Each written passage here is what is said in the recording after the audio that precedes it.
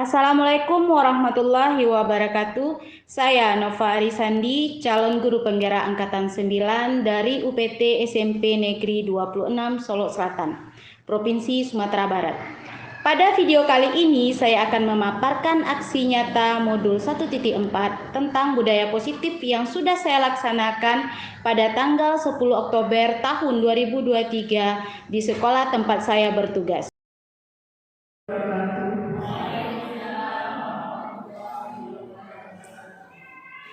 Alhamdulillahirrabbilalamin. Wassalatu wassalamu ala asrafil anbiya'i wal mursalin wa ala alihi wa sahbihi rasulillahi ajma'in.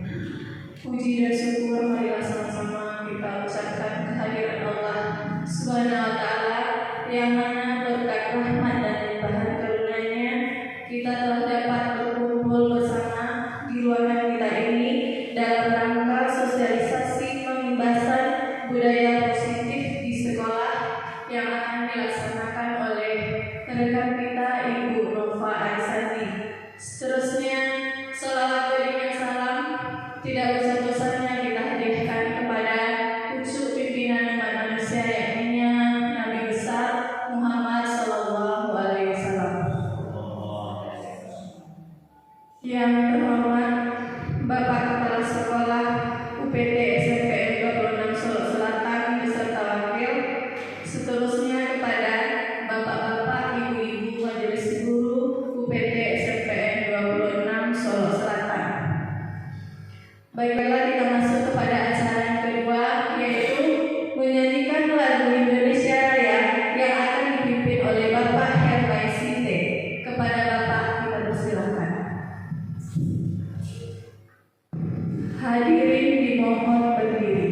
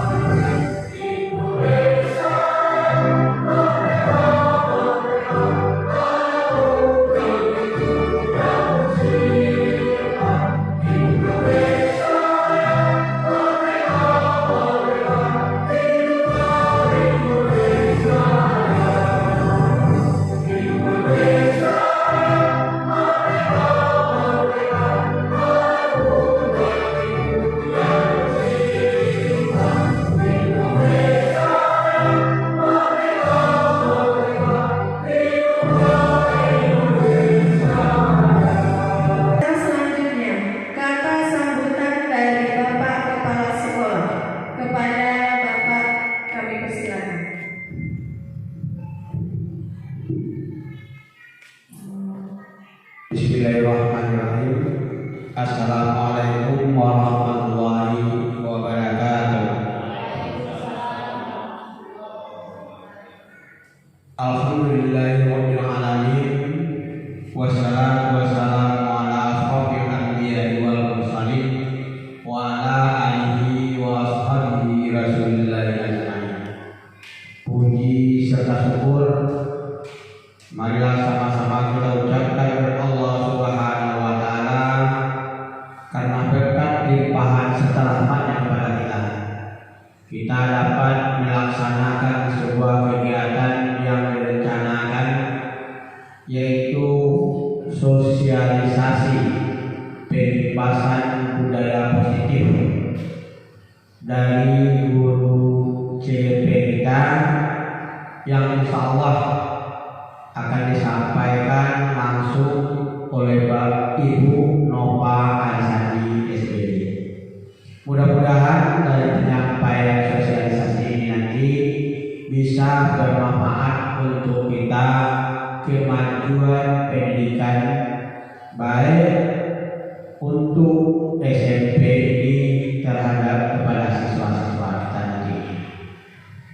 Bapak dan Ibu yang mulia, yang sama-sama kita hormati, sebagai narasumber kita yaitu Ibu Nova Arisandi,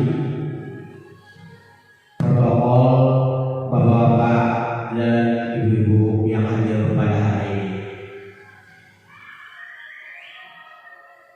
Tidak membacakan kata-kata mukadimah, mengingat pentingnya sekali budaya-budaya positif yang harus kita teladani kepada siswa kita, karena kita dengan prinsip sesuai dengan kata Tunhuri Handayani, ya, kita sebagai pendorong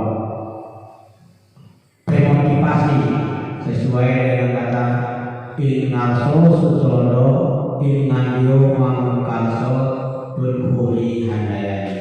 Jadi kita tidak terlepas dari kata-kata seperti itu. Jadi kita sebagai seorang pemimpin, sebagai contoh kalau kita berada di depan, dan sebagai teman kalau kita posisikan kita sebagai teman dalam waktu dia belajar, dan juga sebagai motivator untuk kemajuan siswa kita nantinya. Bapak-bapak, ibu yang hadir pada hari ini, mungkin itu saja sebelum sekedar kata sambutan agar kita nanti bisa memahami apa yang disampaikan dalam sosialisasi ini. Kemudian assalamualaikum warahmatullahi wabarakatuh. Dengan membuka acara ini secara resmi dengan mengucapkan Bismillahirrahmanirrahim.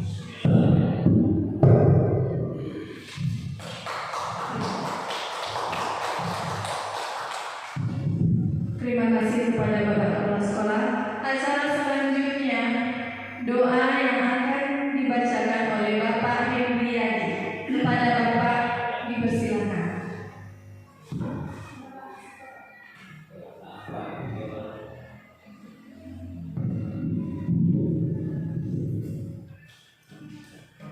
Assalamualaikum warahmatullahi wabarakatuh.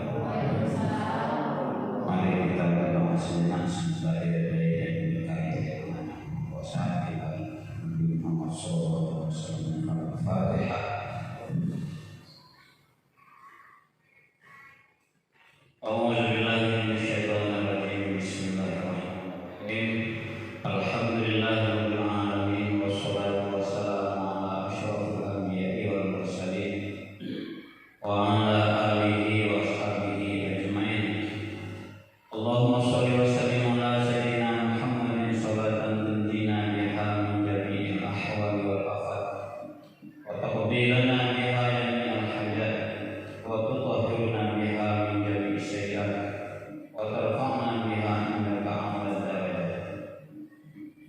Allahumma aghnina bil ilmi wa zayyinna bil hilmi wa karimna bil taqwa wa jammilna bil afiyah. Allahumma zidna ilman nafi'an wa ma'lan mutaqabbala wa rizqan halalan thayyiban wa sihatan fid dini wa dunya wal akhirati innaka ala kulli syai'in qadir.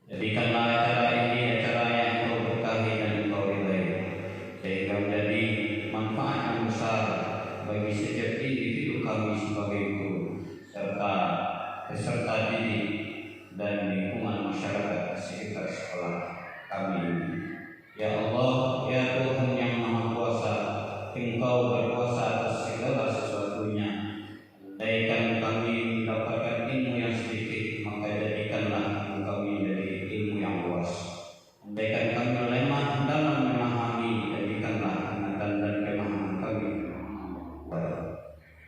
Rabbana atina fid dunya hasanah wa fil akhirati hasanah wa qina adzabannar. Bi fadlika subhana rabbika rabbil izzati amma yasifun. Wa salamun alal mursalin walhamdulillahi rabbil alamin. Assalamualaikum warahmatullahi wabarakatuh.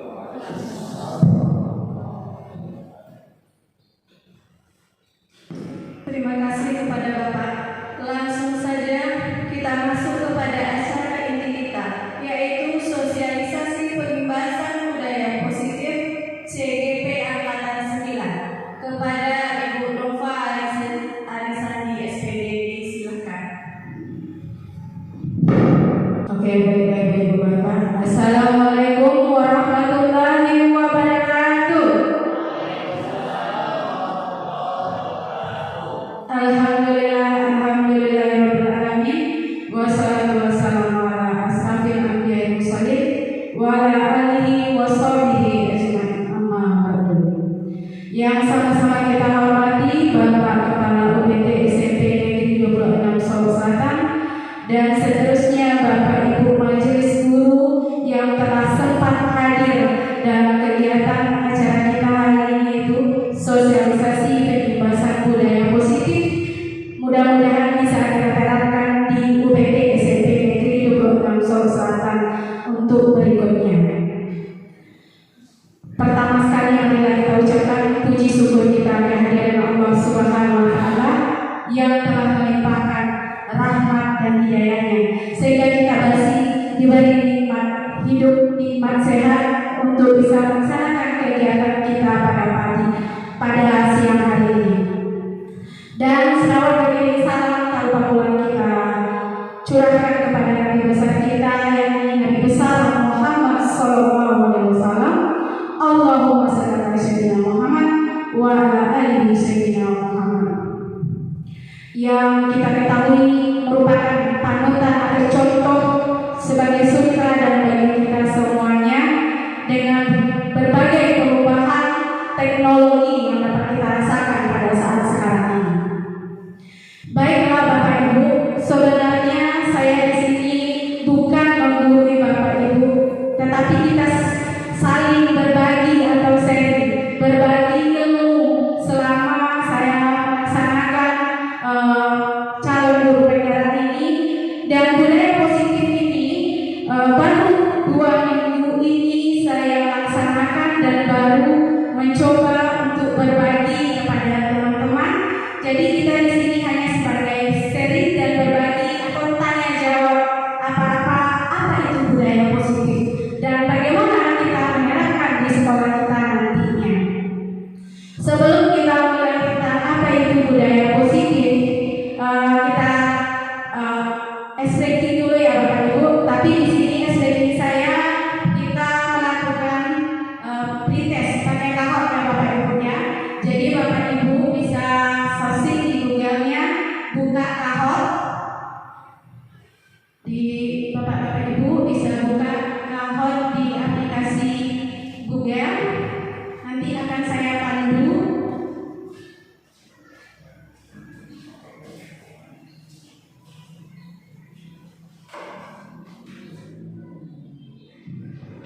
Udah Bapak Ibu? Apa Pak? Kahot. Ya, yang pertama sekali buka, ada kata kahot yang pertama sekali. Kahot. Jadi kalau Bapak Ibu yang sudah masuk ke aplikasi ini, nanti diminta PIN. Itu nomor PIN-nya Ibu masukkan. Bapak Ibu masukkan PIN yang sudah saya munculkan di layar di depan.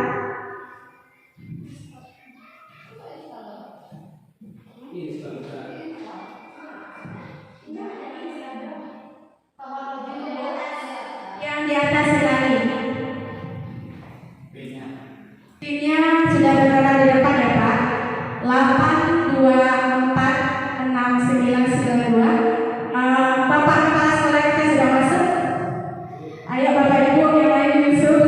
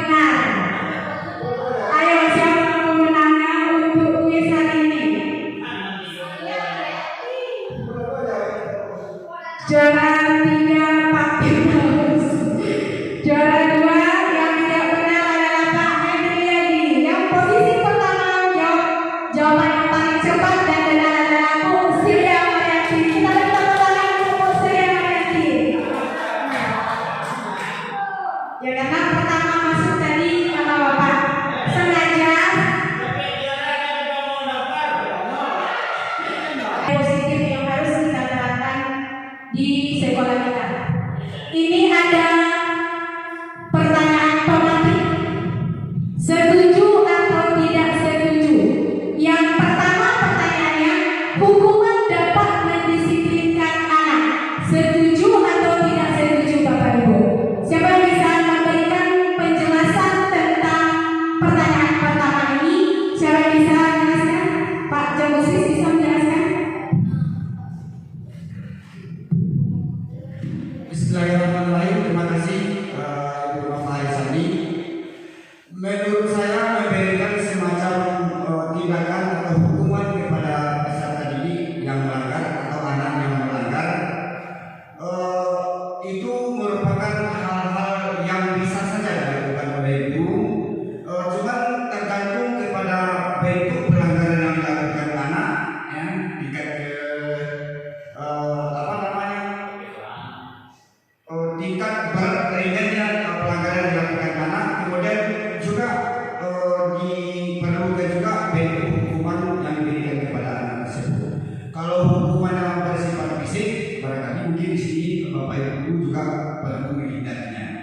Nah, tetapi kalau hukumannya berupa semacam penugasan atau gimana supaya anak itu jerah dan tidak mengulangi kembali, itu hal yang bisa saja dilakukan oleh ibu. Itu dari saya. Terima kasih Bu. Terima kasih ya Bapak Jamusis yang telah bisa membantu menjawab pertanyaan yang pertama. Jadi bisa kita simpulkan dari pertanyaan Bapak Jamusis, hukuman setuju atau tidak setuju hukuman dapat mendisiplinkan anak tergantung situasi dan kondisinya menurut pendapat Bapak ya. Untuk pertanyaan kedua, pemberian hukuman dengan hal positif seperti membaca atau membersihkan halaman sekolah dapat meningkatkan disiplin anak. Setuju atau tidak setuju? Bagaimana Pak Hendriadi? Setuju. Pertama sekali supaya siswa yang melakukan pelanggaran mendapatkan pengalaman dan pembelajaran. Yang kedua, terkadang dibuat itu menambah motivasi mereka dan menambah pengalaman untuk supaya mampu mendisiplinkan diri lagi.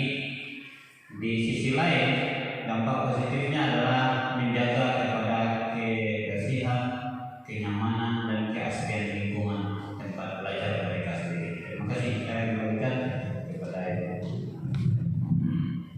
Oke, kita berikan plus untuk Pak Hendriadi. Jadi menurut Bapak Hen, pemberian hukuman dengan hal positif seperti membaca atau membersihkan halaman sekolah itu dapat meningkatkan disiplin anak. Setuju, karena dapat juga melatih anak untuk mengetahui hal-hal yang baru untuk bisa ditingkatkan lagi. Untuk pertanyaan ketiga, setuju atau tidak setuju? Memberi penghargaan dapat meningkatkan motivasi belajar anak. Bagaimana Bu Siti bisa menanggapinya? Sangat setuju ya, karena memberi penghargaan kepada anak yang berprestasi itu dapat meningkatkan lagi daya belajar anaknya dan daya saing anak itu ya untuk teman-temannya. Ya, jadi sangat setuju. Oke, dapat kita simpulkan ada beberapa ragam dari pertanyaan. Pemberi penghargaan dapat meningkatkan motivasi belajar anak. Menurut Bu Siti itu setuju sesuai dengan biar memotivasi anak itu untuk lebih semangat untuk belajar. Jadi dari pertanyaan pembatik ini kita akan mempelajari beberapa topik pada materi ini, yaitu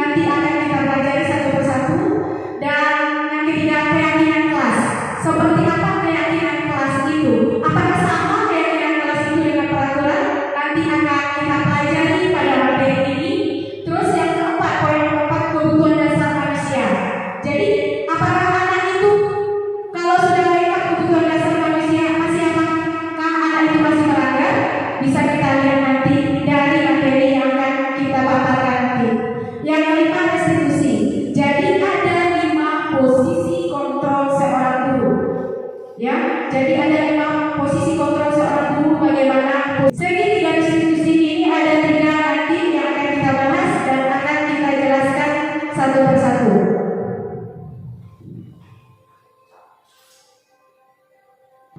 Yang pertama kita masuk tentang disiplin positif. Di sini ada sebuah peristiwa. Peristiwanya ada A dan ada B. Ada Anda dan teman Anda. Atau kita anggap ini guru dan siswa. Kita anggap guru dan siswa. Ada seorang guru dan seorang siswa dalam posisi seperti ini. Kita misalkan di sini saya yang sebagai gurunya, dan kita misalkan ada di sini katanya tulislah benda atau sesuatu yang sangat berharga untuk Anda. Jadi kita perumpamaan di sini Ibu Sil sebagai siswanya. Jadi Ibu Sil tulis sesuatu yang berharga dalam diri Ibu, tulis di kertas secara Ibu, lalu genggam dengan sekuat-kuatnya. Ayo Bu, sudah Bu? Bisa Ibu ke depan kita praktekkan bagaimana peristiwa ini bisa tertanam kepada anak. Bisa Ibu ke depan? Di mana peristiwa ini saya sebagai guru dan Ibu Sil kita contohkan sebagai muridnya. Di mana B bisa membujuk. Jadi guru di sini bisa membujuk, mengancam, menghardik, merayu, menyuap. Membujuk misalnya seperti ini. Nah, apa anak yang dipegang itu pistol itu kan? Kan belum tentu dikasih sama anak ini. Terus yang kedua mengancam. Ayo, awas, kasihkan. Kalau tidak, awas kalian. Itu posisi yang mengancam. Kalau menghardik, ayo buka. Itu sebagai posisi kita menghardik seorang guru ke anak. Bagaimana mental anak saat kita menghardiknya? Itu yang harus kita pikirkan. Terus yang merayu. Jadi seorang guru kita harus bisa merayu. Sayang, lihat, apakah tersentuh hati anakku? Jadi anak itu bisa tersentuh dengan membujuk, mengancam, menghardik, merayu. Kalau sempat anak tadi, ibu ini sebagai kita contohkan sekalian, apa yang terjadi dari peristiwa tersebut? Apa yang bisa kita ambil pelajarannya? Apa yang bisa kita ambil pelajarannya, Bu Sil? Apakah Ibu Sil membuka dan memberikan ke saya, atau tetap mempertahankan apa yang berharga menurut Bu Sil?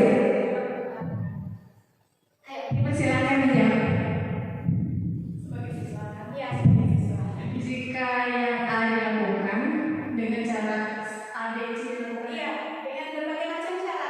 Jika yang A dilakukan dengan cara membujuk, otomatis siswa ini mungkin akan memperlihatkan kepada guru yang bersangkutan. Tetapi dengan mengancam ini siswa tersebut malah akan menyembunyikan, bahkan tidak akan mau memberikannya kepada guru. Jika dilakukan menghardik, jangankan di dekat guru, siswa ini akan lari mungkin ke tempat yang lebih dianggapnya nyaman. Seperti itu. Kalau yang merayu bagaimana Bu Sil? Kalau yang merayu memang merayu atau menyuap. Di satu sisi mungkin mau siswanya kalau dirayu. Kalau disuap tergantung karakter siswa.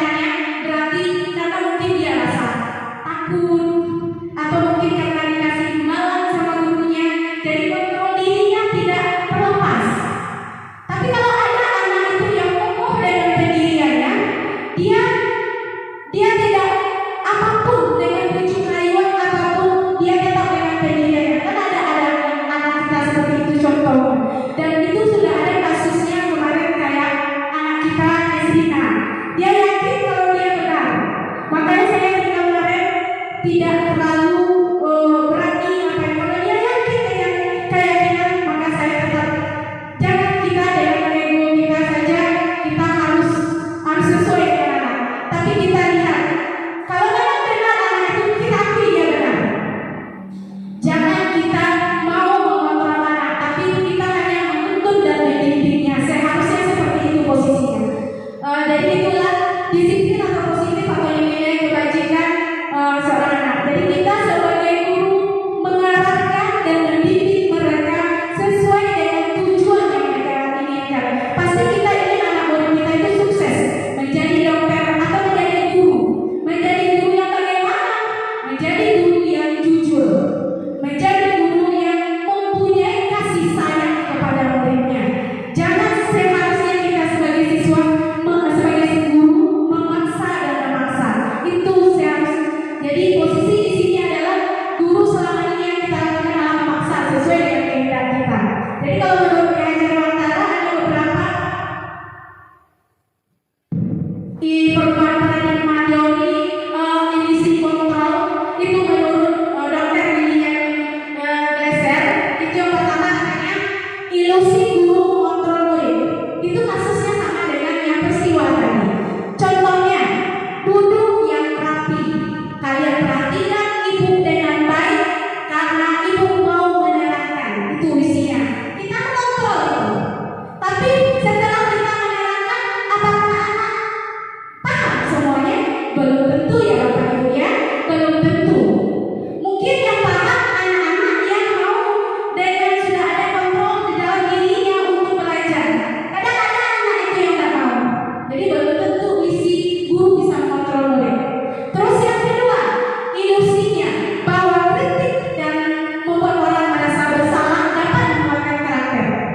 Tentu juga Bapak Ibu. Contohnya, kita di dalam kelas itu, nah kasihan kalian. Kalau di rumah, kalau di sekolah sekedar bermain kalian, tak kasihan kalian dengan orang tua kalian. Apa yang kalian lakukan di sekolah kalau tidak menuntut ilmu? Kan sering kita berbicara seperti itu ke anak. Sebenarnya ada anak itu yang bisa menerima dan ada juga anak yang tidak bisa menerima sesuai dengan karakternya masing-masing.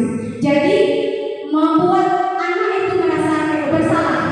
Jadi dia merasa bersalah karena di sekolah datangnya bermain, padahal orang tua yang susah payah di rumah. Itu membuat anak itu merasa bersalah.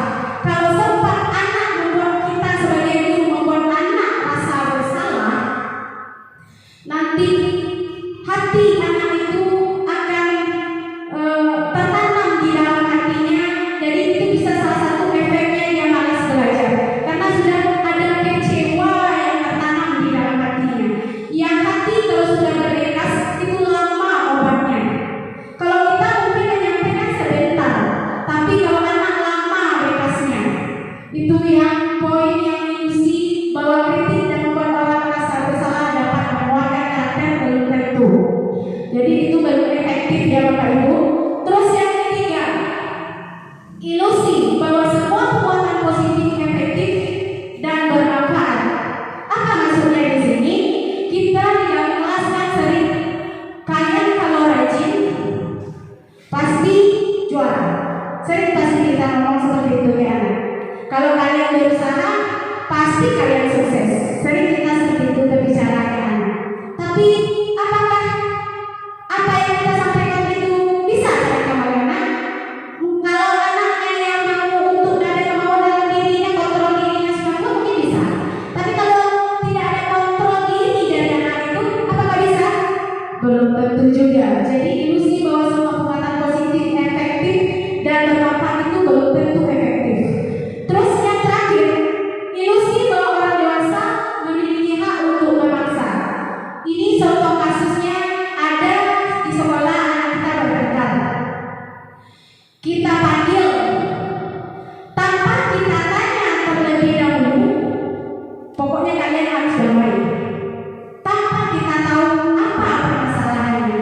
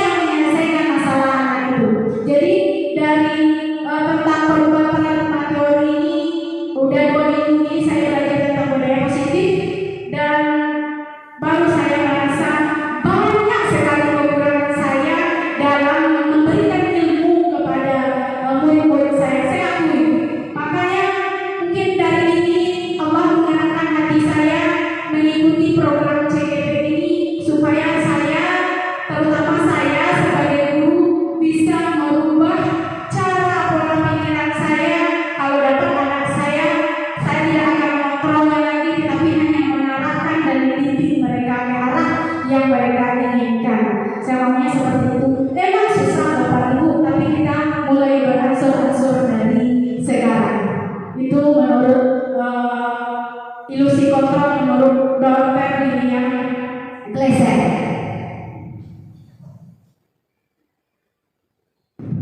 Nih, contoh dari perbedaan perubahan paradigma stimulus respon teori kontrol. Apa kata teori kontrol itu? Semua perilaku dari semua siswa itu memiliki tujuan hidupnya. Kita hanya mengarahkan. Hanya Anda yang bisa mengontrol diri Anda, ya. Jadi hanya Anda yang bisa mengontrol diri Anda. Jadi anak itu yang bisa mengontrol dirinya, bukan kita yang mengontrol dirinya. Anda tidak bisa mengontrol orang lain.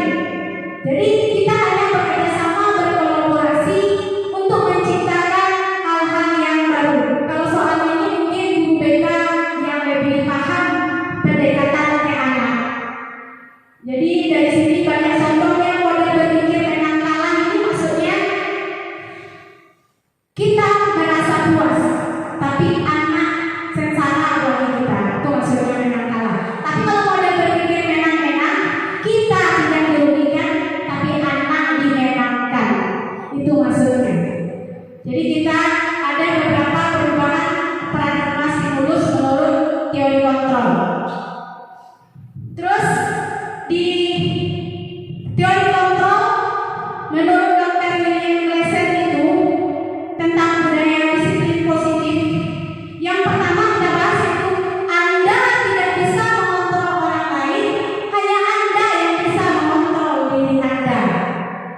Di sini juga kita membahas nanti apa itu makna disiplin. Selama ini kita masih menganggap disiplin itu adalah aturan. Gambaran kita pasti aturan. Sebenarnya apa sih disiplin? Nanti kita akan pelajari di materi ini. Terus ada teori motivasi. Motivasi pada anak itu ada dua. Ada motivasi eksternal dari luar dan ada motivasi internal dari dalam. Apa contoh motivasi eksternal? Yang pertama adalah untuk menghindari hukuman. Kadang anak itu datang ke sekolah pagi-pagi cepat karena dia takut hukuman dengan kita. Dia datang pagi-pagi untuk datang piket. Bukan motivasi dalam dirinya, tapi motivasi dari luar dorongan kita sebagai seorang guru. Terus yang kedua, untuk mendapatkan imbalan. Jadi anakku datang ke sekolah, nanti belajar dengan beberapa itu pasti ada duit, pasti ada hadiahnya. Jangan tanamkan itu kepada anak kita, tapi tanamkanlah kepada anak itu dia yang bisa mengontrol dirinya. Kita hanya sekedar mengarahkan mereka. Yang seharusnya seorang anak itu adalah motivasi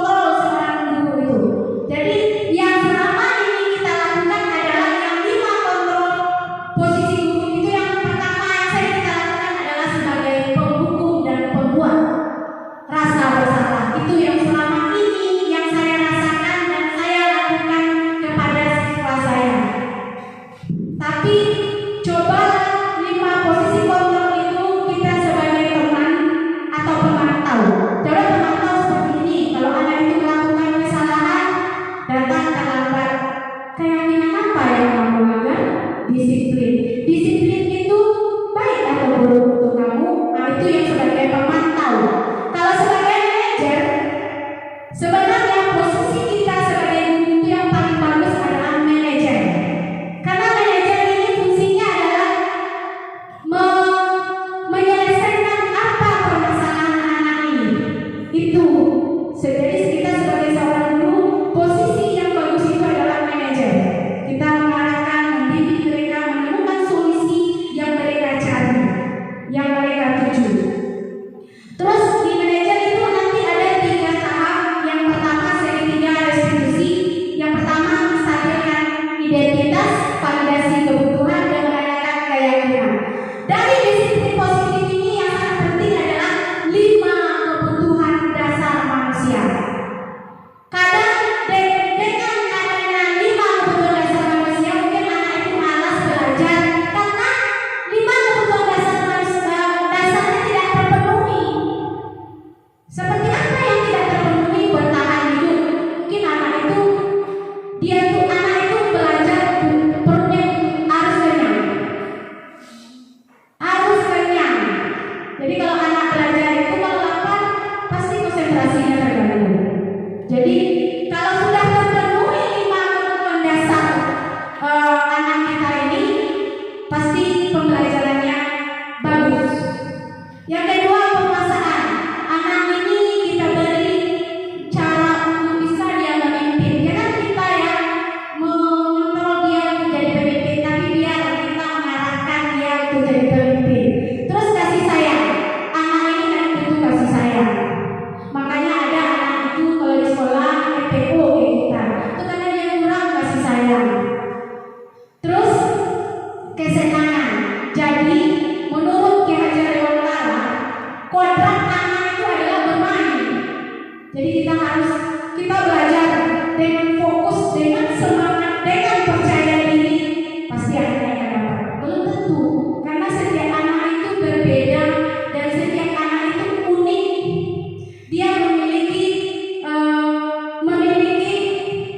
keunikannya masing-masing, mempunyai kelebihannya masing-masing. Jadi kita sebagai guru tidak boleh memanfaatkan kesenangan mereka. Terus yang lain kebebasan. Jadi anak itu kita beri kebebasan, tapi kebebasannya bukan kebebasan yang lain ya Bapak Ibu ya. Kebebasannya itu kita iringi ke arah yang baik. Itu menurut Tuhan dasar manusia. Nah, ini yang sebenarnya itu yang disiplin itu apa sebenarnya? Kalau kita gambarkan disiplin itu apa ya Bapak Ibu? Peraturan, ya. Yang namanya peraturan itu nyaman nggak Bapak Ibu? Misalnya ibu pergi ke bank, disuruh pakai masker, nyaman nggak itu? Pasti ada yang nggak nyaman, ada yang tidak nyaman kan? Nah, itu yang namanya peraturan. Jadi kalau disiplin itu sebenarnya adalah belajar. Belajar yang bagaimana? Belajar diri, membuat orang menggali potensi menuju sebuah tujuannya. Jadi dia belajar disiplin itu. Bukan kadang paradigmanya, namun dalam budaya kita makna disiplin itu berubah menjadi sesuatu yang dilakukan seseorang pada orang lain untuk mendapatkan kepatuhan. Itu sebenarnya tidak.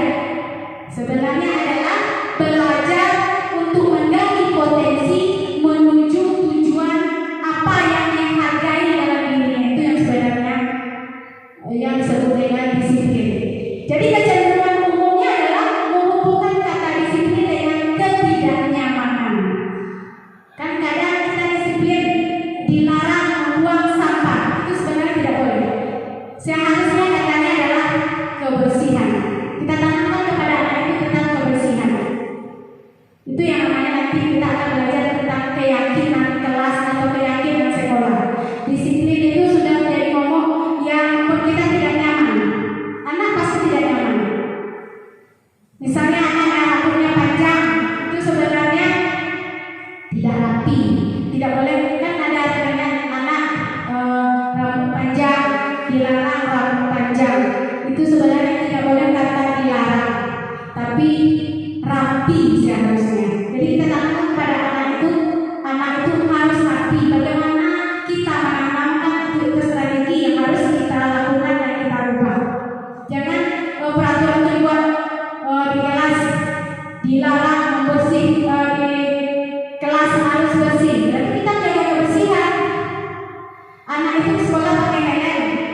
dilarang, kadang kita wajib pakai helm. Jangan. Sebenarnya itu kalau pakai helm untuk keamanan bagi diri mereka. Kita tanamkan keyakinan tentang keamanan bagi dirinya. Menanamkan itu yang sangat perlu. Terus di kelas menghargai, saling menghargai, saling menghormati. Makanya saya dari ketiga kelas yang saya buat, baru kelas 8 yang saya buat tentang keyakinan kelas itu, coba Bapak Ibu lihat keyakinan kelasnya tidak ada yang budaya itu kalimatnya negatif, kalimatnya positif. Karena kita mengarahkan kalau bajunya tidak masuk berarti keyakinan apa yang akan kamu langgar, itu keyakinan yang tidak rapi. Berarti tidak rapi ya kan? Kalau tidak misalnya ada pelajaran disuruh bawa buku seperti ini contohnya.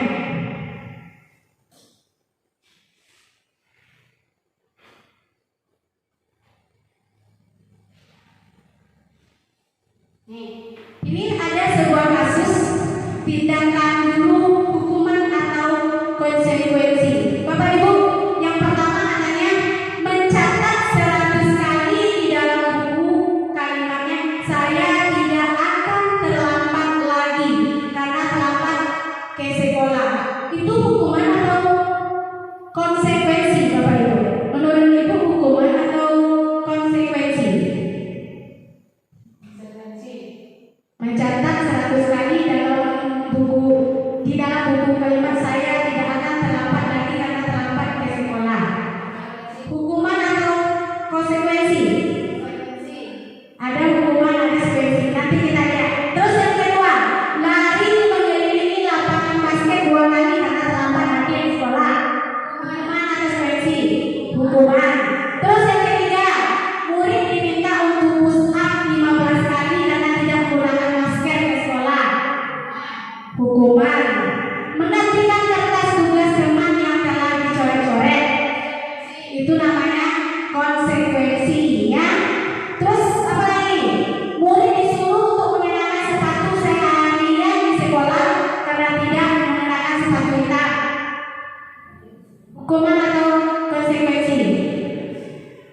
Murid disuruh untuk mengenakan sepatu seharian di sekolah karena tidak mengenakan sepatu hitam. Hukuman atau konsekuensi?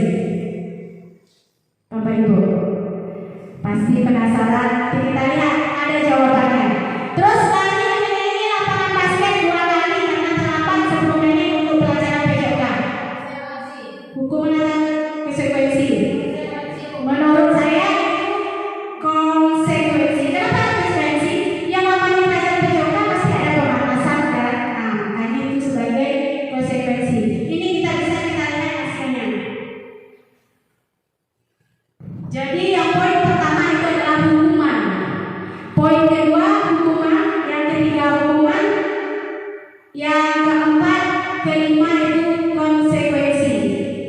Jadi kalau PJOK itu kenapa dikatakan konsekuensi? Karena di pelajaran PJOK kita pertama sekali kita lakukan pemanasan. Jadi wajar anak itu kita suruh keliling.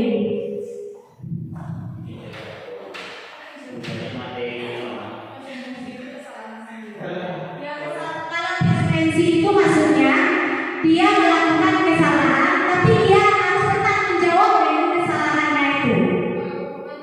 Kalau hukuman, kita yang membuat aturan karena dia melanggar, kita yang menentukan hukuman. Itu bedanya hukuman dengan konsekuensi. Mungkin ada ya Bapak Ibu yang mau ditanyakan, atau kita lanjut aja ya Bapak Ibu kan? Nah, ini bab yang tentang restitusi.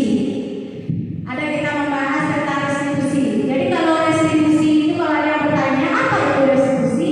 Proses kolaboratif yang mengajarkan murid untuk mencari solusi untuk masalah mereka. Itu sebenarnya kita.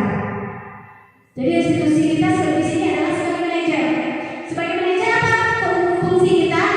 Kita bekerja sama dengan mereka, mengajarkan murid mencari solusi atau masalah yang mereka hadapi itu. Kita iringi, kita bimbing dia. Bukan kita yang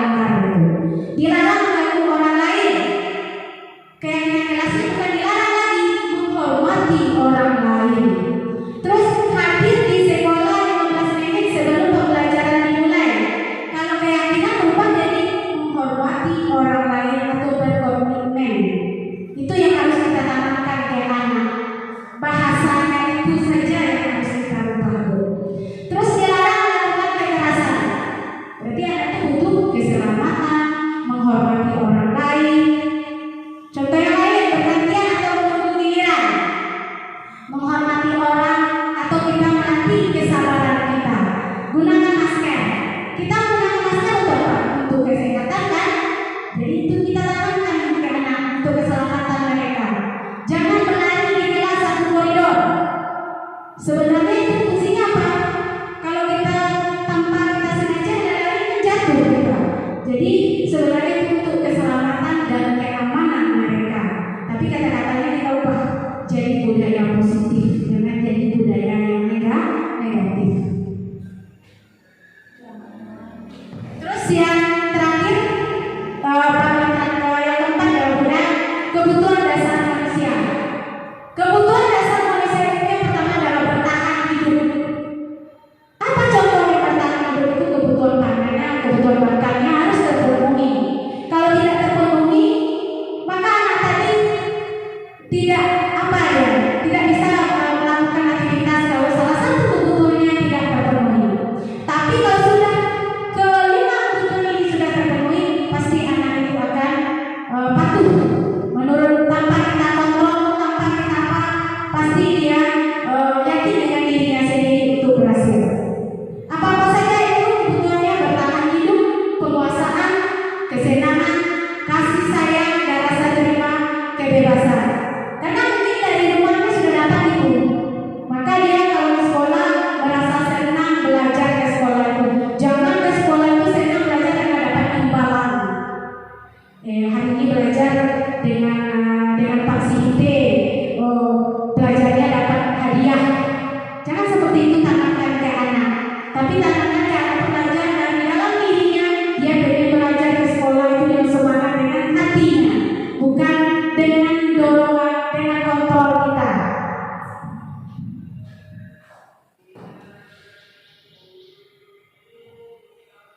Saya lihat di Bapak Ibu sudah bingung dengan banyak beberapa materi. Di sini ada bagaimana 5 posisi kontrol guru dalam institusi. Bisa kita lihat videonya dan bisa Ibu cermati apa-apa saja itu. Apa yang seharusnya kita lakukan sebagai seorang guru? Bisa Bapak Ibu lihat videonya ini.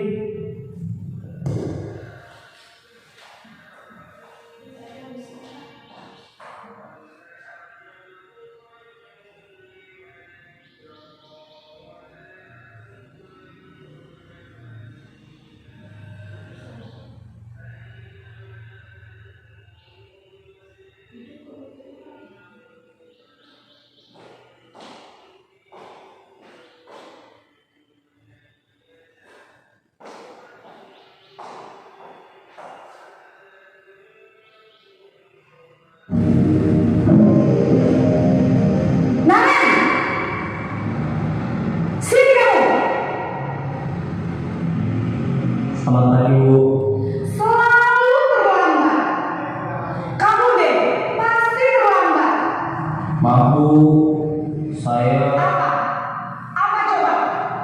Alasan kamu apa lagi? Kapan sih kamu tidak terlambat? Malas sekali ya kamu jadi anak. saya Dasar pemalas. Gak kapok-kapok sih kamu. Sudah berapa kali terlambat? Sana, kamu keliling lapangan basket 2 kali. kenapa saya harus ke lapangan basket, Bu? Kenapa? Kamu lawan ibu. Berani-beraninya jawab. Sudah terlambat, masih berani jawab pula. Sekarang, keliling lapangan basket 5 kali sekalian. Biar kapok. Cepat. Pergi sana ke lapangan basket.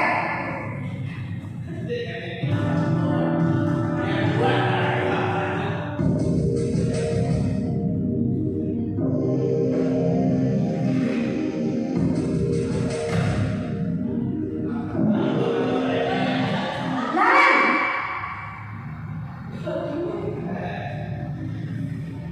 Selamat pagi, Bu. Naren, kamu kenapa terlambat lagi, nak? Ya Tuhan, Naren, kamu senang ya bikin ibu susah ya? Kalau kamu terlambat lagi, nanti ibu yang ditegur bapak kepala sekolah, nak. Disangka ibu tidak bisa membina kamu. Duh, gimana ini? Maaf, Bu. Duh, Gusti Naren, kamu suka ya kalau ibu tegur bapak kepala sekolah? Terus, sekarang ibu harus tulis apa yang di buku absen?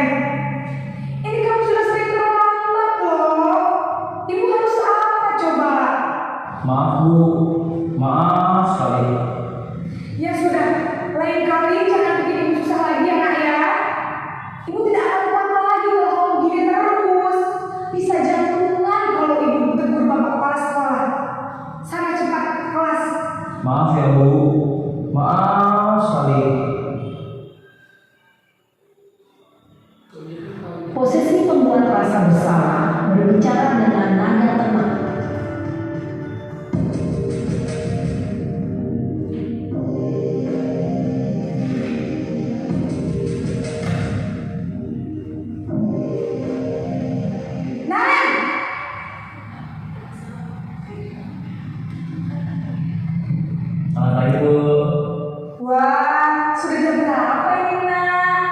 Terlambat lagi ya sayang. Iya Bu, habis ibu saya lupa membangunkan saya Bu. Kamu malah menyalahkan ibu kamu. Kamu bukannya anak yang paling kencang. Kok terlambat sih? Iya Bu, saya memang malah bangun tadi. Jadi biarpun saya lari kencang, tetap gak kencang Bu. Ya sudah sana, nanti lain kali larinya lebih kencang lagi ya, biar gak terlambat lagi. Bikin senang ibu, demi ibu, bisa kan? Bisa Bu. Ya sudah sana masuk kelas, ibu beresin urusan absen kamu. Kamu ini ada aja.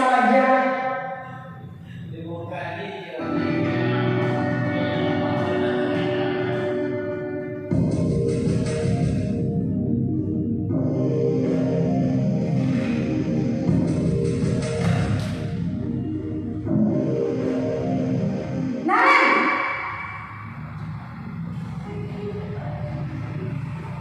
Selamat pagi Bu. Naren, apa peraturan sekolah kita tentang jam berapa kita harus masuk sekolah, nak? Kita harus di sekolah jam 7 Bu. Iya betul, sekarang sudah jam 7.20. Naren sudah tahu konsekuensinya jika terlambat hadir. Paham Bu, saya harus tinggal kelas pas jam istirahat selama 20 menit.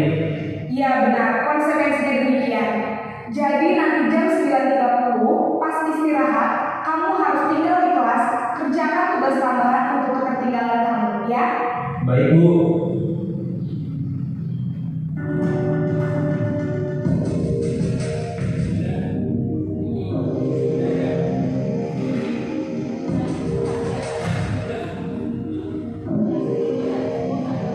Naren!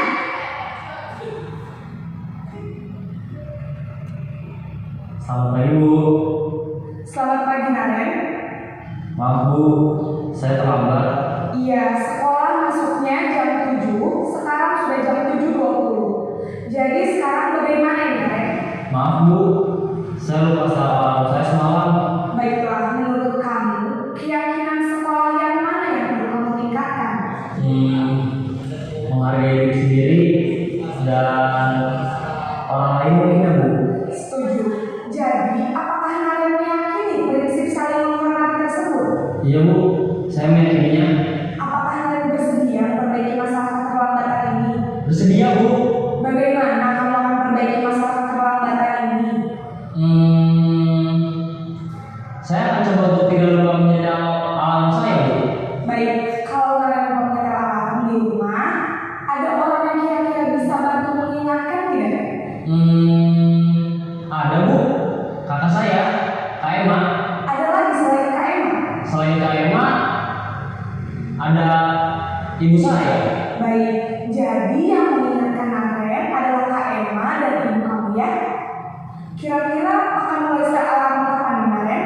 Setelah pulang sekolah, akan segera saya lakukan. Baik, jadi Naren akan setel alarm untuk bangun besok pagi dan akan diingatkan oleh kakak dan ibu dan Naren ya. Ada lagi yang mungkin perlu dilakukan Naren agar tidak terlambat bangun lagi. Tidak ada Bu. Baik Naren, terima kasih untuk kerjasama kamu. Sekarang kamu perlu kembali ke kelas untuk belajar. Baik Bu, terima kasih.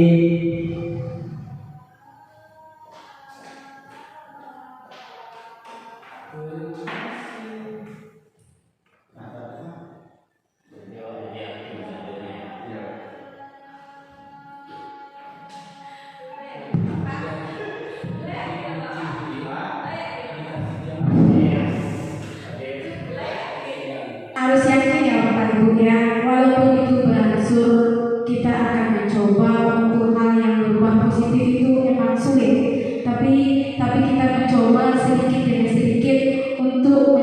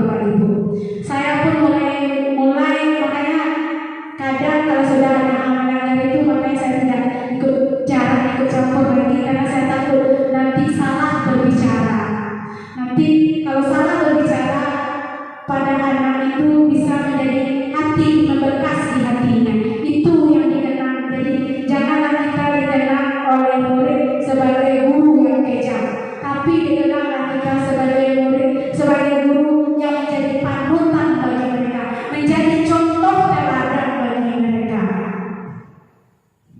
Jadi dari materi ini dapat saya simpulkan dan saya ambil hikmahnya itu, lakukan kebaikan sekecil apapun, karena kau tak akan pernah tahu kebaikan apa yang akan membawamu ke surga.